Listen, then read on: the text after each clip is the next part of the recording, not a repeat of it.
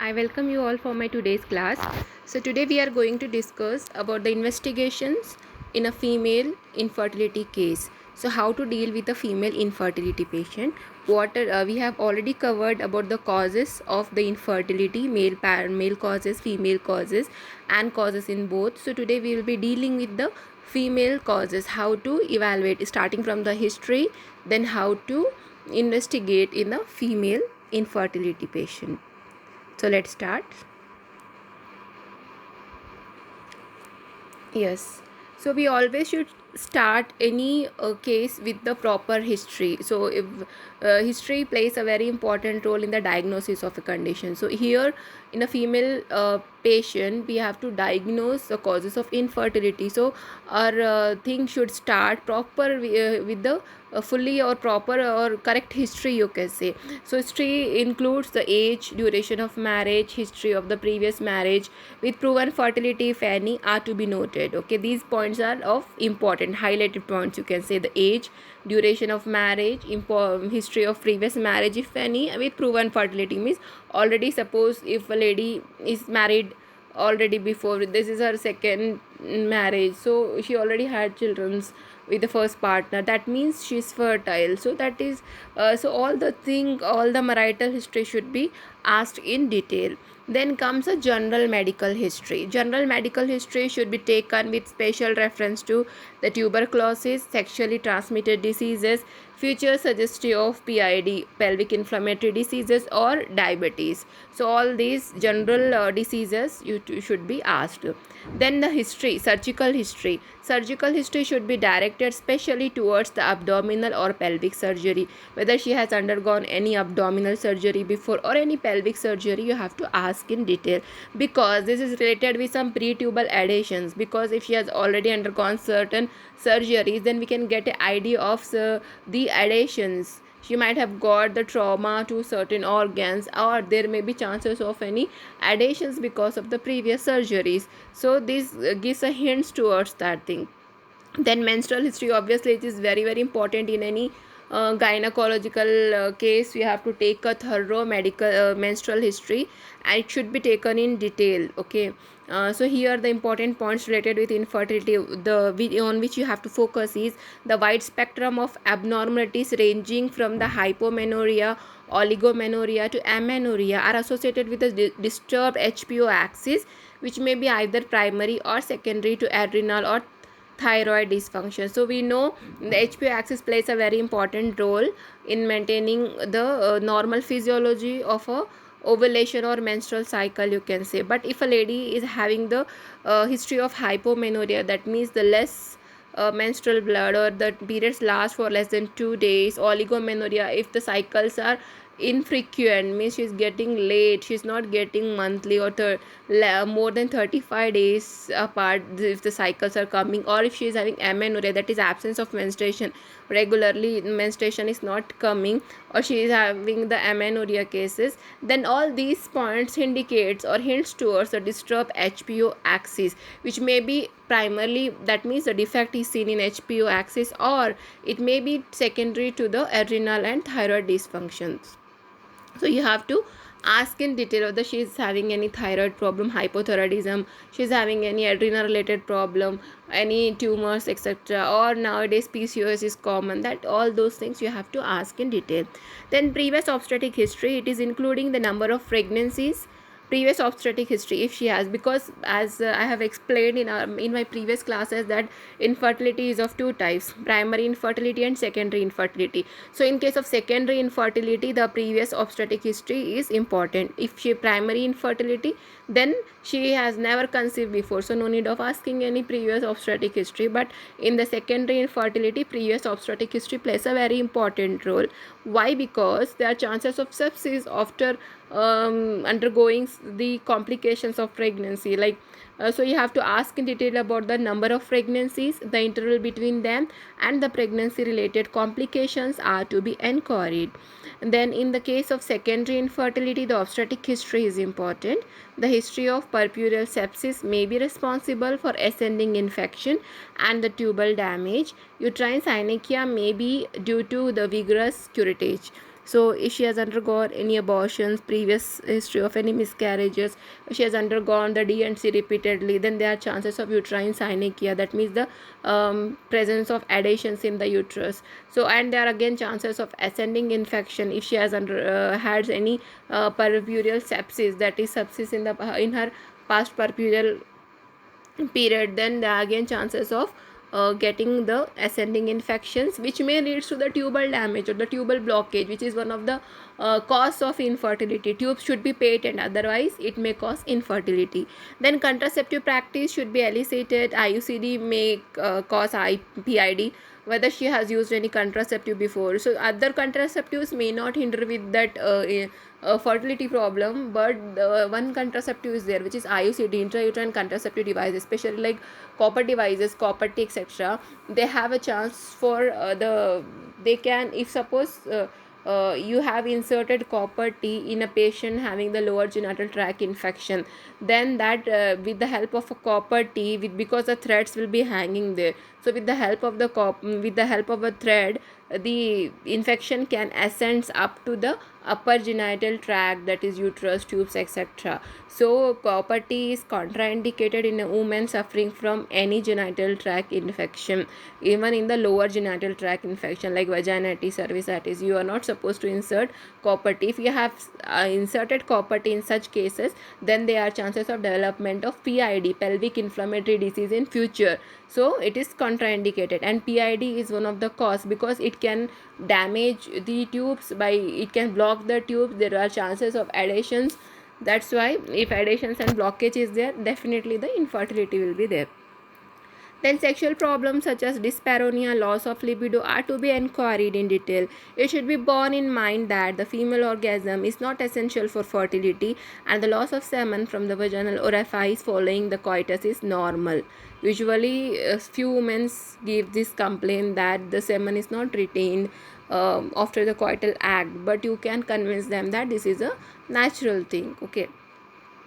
However, it is uncommon to have pregnancy soon after the first visit.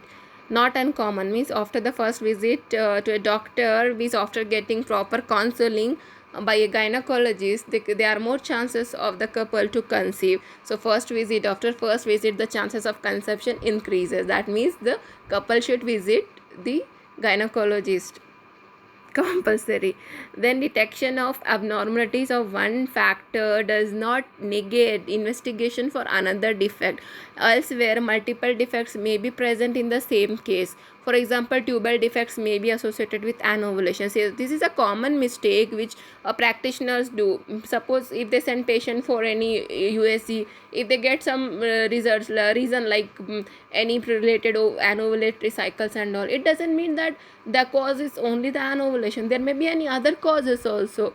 Suppose if she is having PCOS, suppose, so it's not necessary, we say that yeah, this case is because of PCOS, but we can also go for investigations for other factors like tubal defects, cervical factor. There may be multiple factors which are leading to infertility. So we should not be satisfied by getting the one cause of infertility, because there may be many causes in the same patient of infertility. This may occur, no, many causes, many factors can occur. She may be having the multiple defects.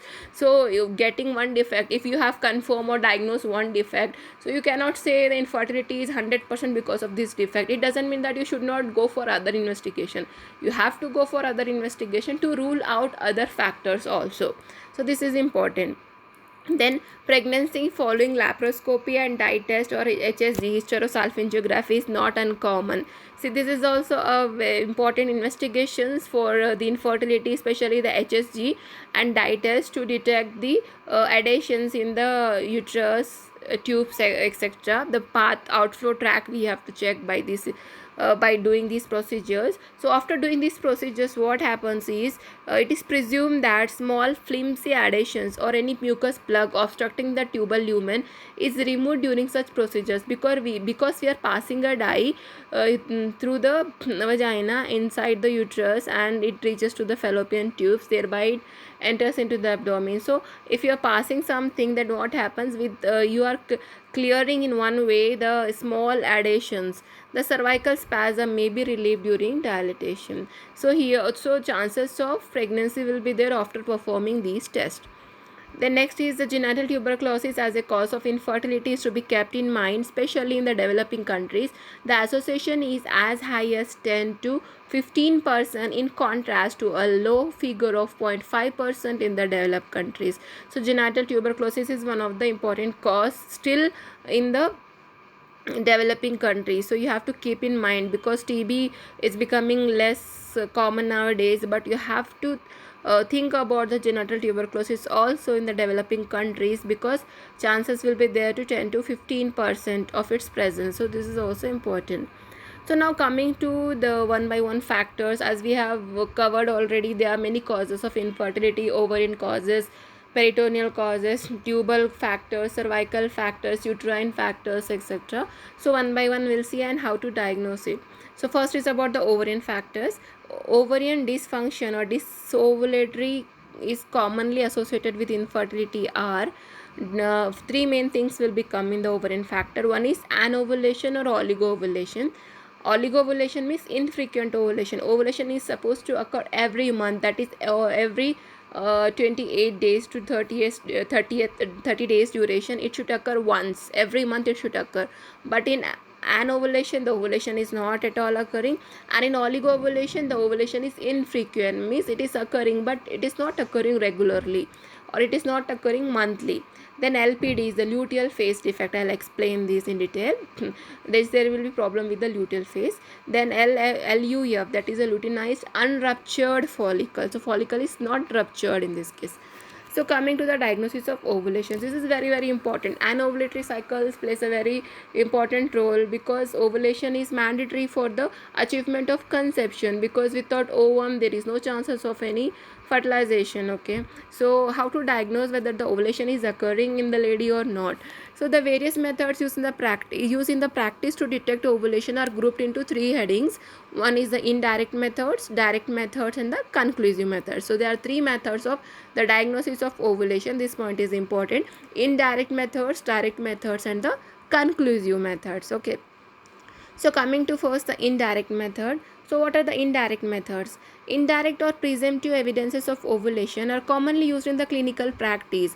They are inferred from the following, that is first with the menstrual history. Suppose if the cycles are regular, then we can say the ovulation is occurring regularly, but it is not 100% conclusive, but we may presume that thing. So these are called as the indirect or the presumptive evidences of ovulation. The second point is evaluation of peripheral or end organ changes due to estrogen and progesterone. So we can see the effect of estrogen or progesterone on the endometrium, on the cervical mucus, etc. So these are again the indirect evidences. Then the direct assays of the gonadotropin or the steroid hormones preceding, coinciding, or succeeding the ovulatory process. So you can measure the gonadotropin levels or the steroidal hormones level, you can measure during, before, and after the ovulation. So this gives, because hormone varies during the different phases of the menstrual cycle. So these are all considered as the indirect evidences. See menstrual history. The following features in relation to menstruation are strong evidences of ovulation. That is regular normal menstrual loss between the age of 20 to 35, it means the ovulation is occurring. And mid menstrual bleeding, spotting, or the pain or excess mucoid vaginal discharge can also hint towards the ovulation. Features suggestive of premenstrual syndrome or primary dysmenorrhea also suggest ovulation. See, this is an important point. Feature suggestive of PMS. PMS is occurring, means it means the cycle is ovulatory, and the primary dysmenorrhea in the girls, which also suggests that the cycles are ovulatory. So these are the points which says which gives indirect evidences of ovulation. Next is about the evaluation of peripheral or end organ changes.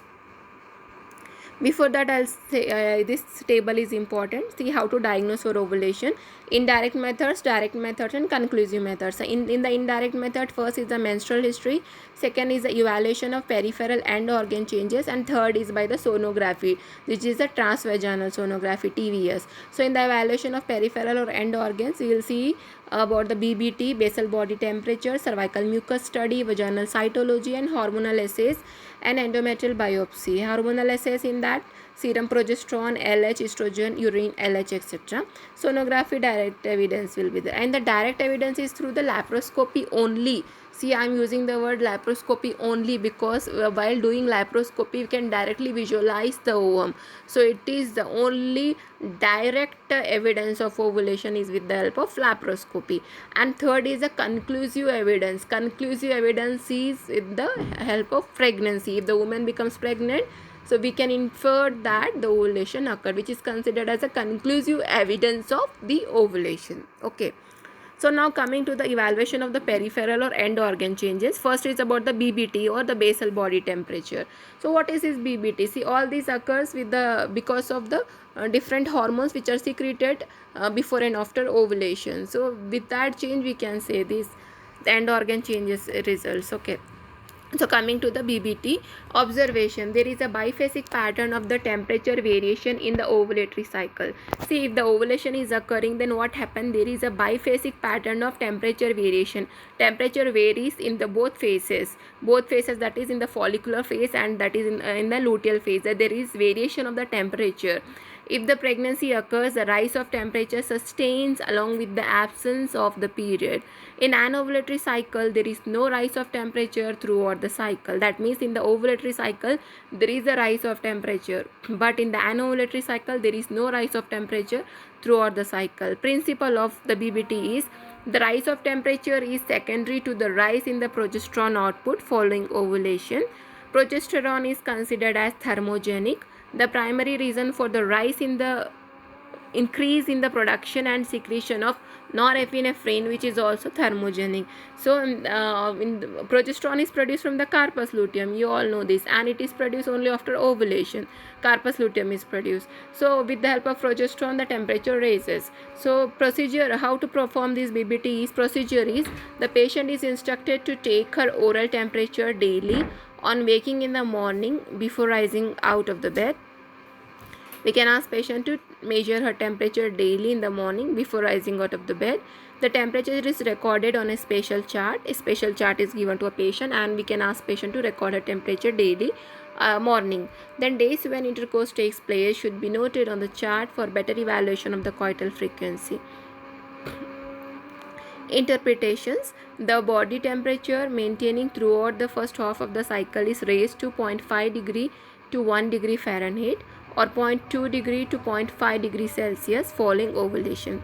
See, in the first half of the cycle, one temperature is maintained, but the temperature rises to 0.5 to 1 degree Fahrenheit in the second half, that is following ovulation. The rise sustains throughout the second half of the cycle and falls about 2 days prior to the next period, which is called the biphasic pattern.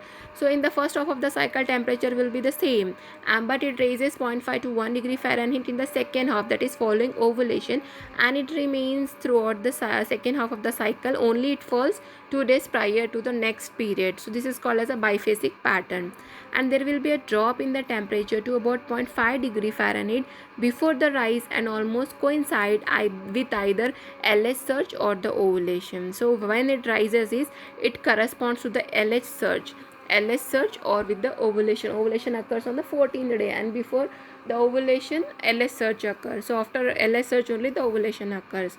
So this rise corresponds either to the LH surge or to the ovulation. The demonstrable rise actually occurs about 2 days after the LH peak and with a peripheral level of progesterone greater than 5 Ng per ml.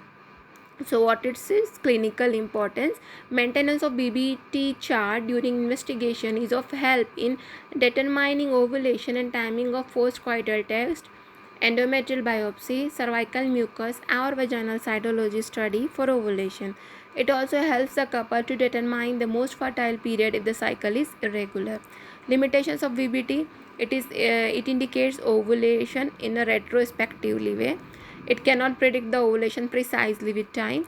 Rarely the ovulation has been observed through BBT is monophasic. So there is a rare chances of monophasic pattern also. How long to keep the record? It should not be continued for more than 3 to 4 months.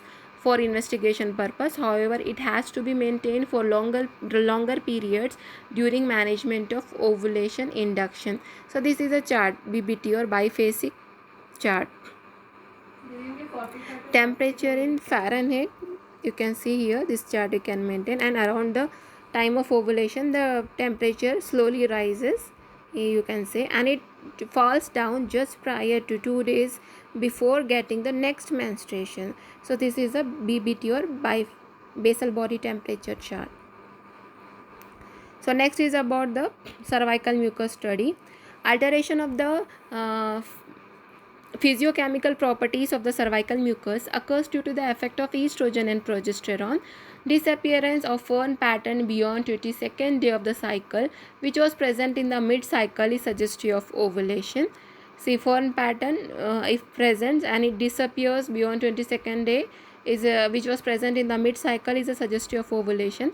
Persistence of Fern pattern even beyond 22nd day suggests anovulatory cycles or anovulation. Ovulation is not occurring. So it should not persist after 22nd day if ovulation is there.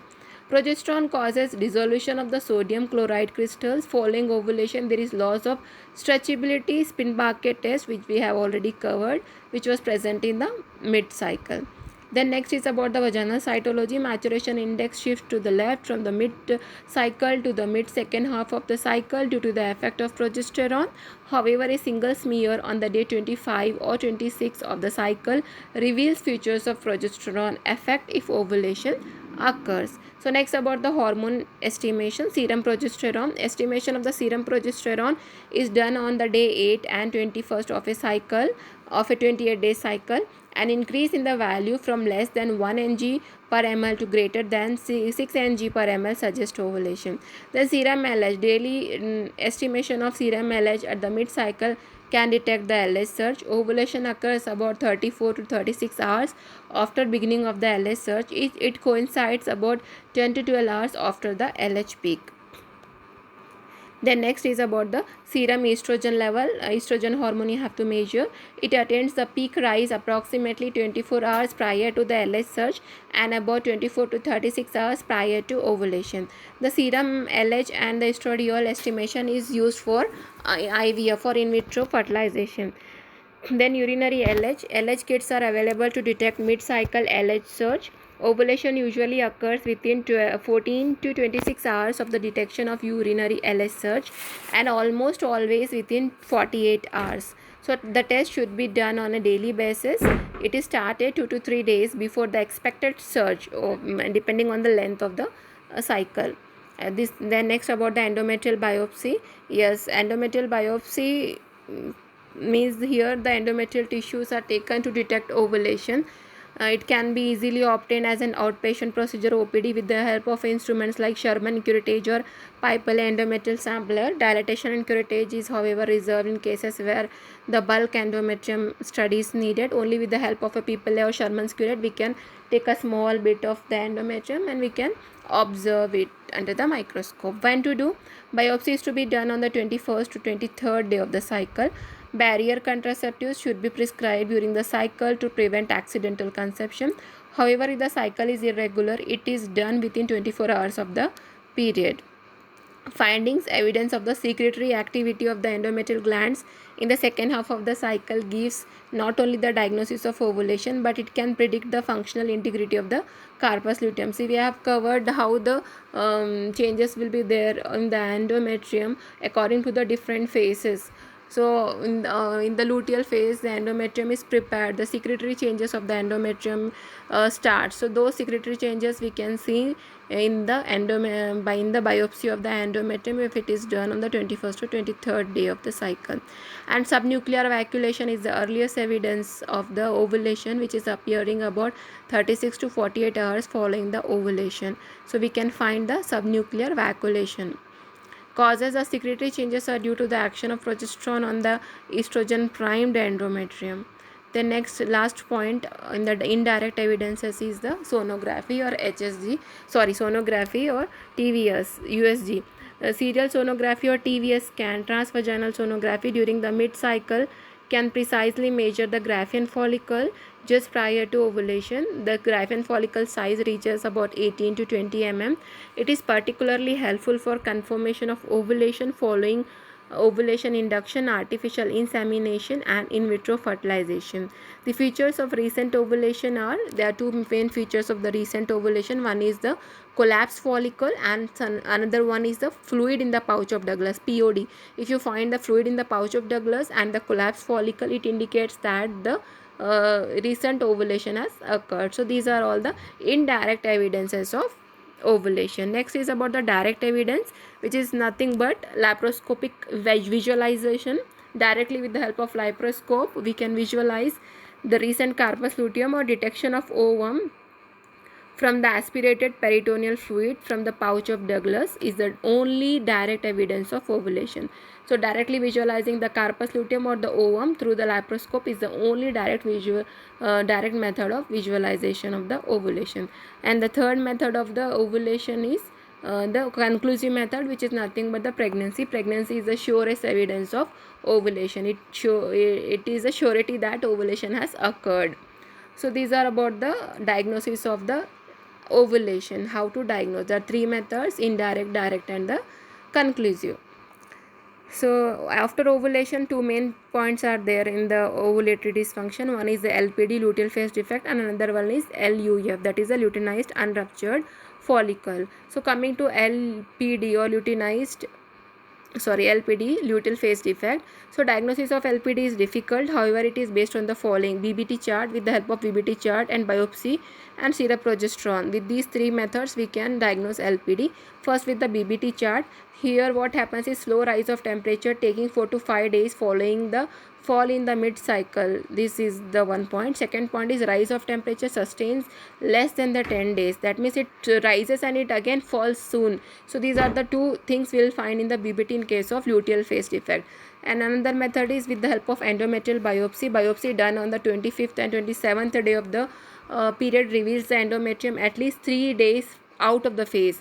Suppose if the biopsy is done on the 25th day of the cycle, the endometrium change corresponds to the 22nd day, means 3 days lag, you can say 3 days out of the phase it is. So this lag phase endometrium must be proved in more than one cycle. However, it is not conclusive again. So lag phase endometrium for more than one cycle, if we found in through the endometrial biopsy, it gives a hint about the LPD. Then third is the serum progesterone estimation, which is done on the 8th day following ovulation, is less than 10 ng per ml. So this is all about LPD, how to detect or how to diagnose LPD, luteal phase defect. Next about the LUF, that is luteinized unruptured follicle. It is a syndrome which refers to an infertile woman with regular menses and presumptive evidence of ovulation without the release of the ovum from the follicle. See, ovulation is occurring but the ovum is unable to release from the follicle. It is trapped inside the Graafian follicle itself. So trapped ovum will be there. So this condition is called as the luteinized unruptured follicle. And the features of ovulation, that is the formation of carpus luteum and its stigma are also absent here. It is often associated with the pelvic endometriosis. So LUF cases can be seen in cases of the pelvic endometriosis.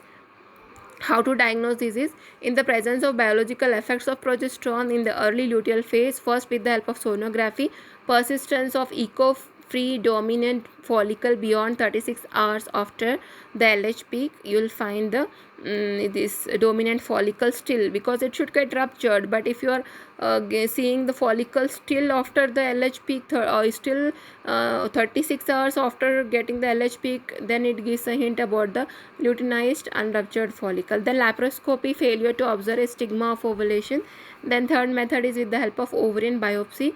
Conclusive proof is determination of the ovum amidus, the structure of the carpus luteum, is directly doing the biopsy and seeing the carpus luteum, and in the carpus luteum if you find the ovum inside only, the trapped ovum is seen in, and then you can say it is a case of LUF, luteinized unruptured follicle. So these are the different methods how to diagnose ovulatory dysfunction in a female patient. So about the different other method, other causes, tubal factors and all, we will see in our next class. So thank you.